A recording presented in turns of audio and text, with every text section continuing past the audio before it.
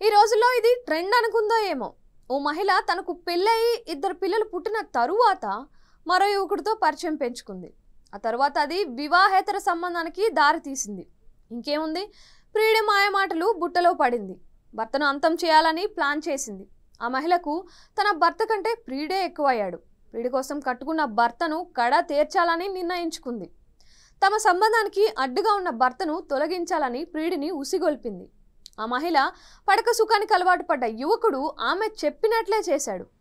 ఆ మహిళ భర్తను చితకబాది చావుకు కారణమయ్యాడు. విశాఖ జిల్లా సబ్బవరం మండలం సాలపువానిపాలెంలో ఈ ఘటన చోటు చేసుకుంది. సిఐ పిన్నింటి రమణ వెల్లడించిన వివరాల ప్రకారం సాలపు శ్రీనివాసరావు దామోదరం సంజీవయ్య జాతీయ న్యాయ విశ్వవిద్యాలయంలో ఎలక్ట్రీషియన్గా పనిచేస్తున్నాడు. దువ్వాడ సమీపంలో మంగళపాలెంకు చెందిన భాగ్యలక్ష్మితో 6 ఏళ్ల క్రితం వివాహం జరిగింది. ఈ జంటకు 2 పిల్లలు కూడా పుట్టారు.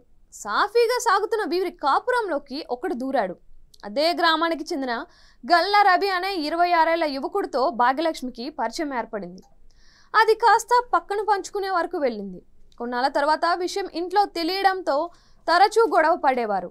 కొన్నిసార్లు పెద్దలు కూడా పంచాయతీ చెప్పి సముదాయించి కాపురం సాఫీగా సాగేందుకు ఒప్పించేవారు.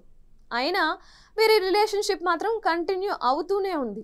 ఈ క్రమంలోనే సాలపు శ్రీనివాసరావు పొలానికి నీరు పెట్టేందుకు వెళ్ళి తిరిగి ఇంటికి వస్తుండగా ముందే వేసుకున్న పథకం ప్రకారం శ్రీనివాసరావును గల్లా రవి, గరికపాటి శ్రీహరి అడ్డగించారు. కర్రతో బలంగా అతని తలపై బాదడంతో గట్టిగా కేకలు వేశాడు శ్రీనివాస్. తలపై బాదిన తరువాత దాదాపు 100 మీటర్ల దూరం వరకు శ్రీనివాసరావును లాక్కెళ్లారు నిందితులు. బాధితుడి కేకలు విన్న శ్రీనివాసరావు తండ్రి అప్పారావుతో పాటు గ్రామస్తులు అక్కడికి చేరుకున్నారు. అక్కడ రక్తపు మడుగులలో కొట్టుమిట్టాడుతున్న శ్రీనివాసరావును చూసి వెంటనే ఆసుపత్రికి తరలించారు. కానీ ప్రయోజనం లేకుండా పోయింది. అప్పటికే శ్రీనివాసరావు ప్రాణాలు గాల్లో కలిసిపోయాయి. మృతదేహాన్ని అనకాపల్లి ఎన్టీఆర్ ఆసుపత్రికి తరలించి పోస్టు మార్టం నిర్వహించి తల్లిదండ్రులకు అప్పగించారు. ఈ ఘాతకానికి తమ కోడలు, ఆమె ప్రియుడే కారకులు అని తల్లిదండ్రులు ఫిర్యాదు ఇచ్చారు. వారిపై కేసు నమోదు చేసుకుని విచారిస్తున్నారు. నిందితులు గల్లా రవి, గరికపాటి శ్రీహరిని అరెస్టు చేసి రిమాండ్కు తరలించారు.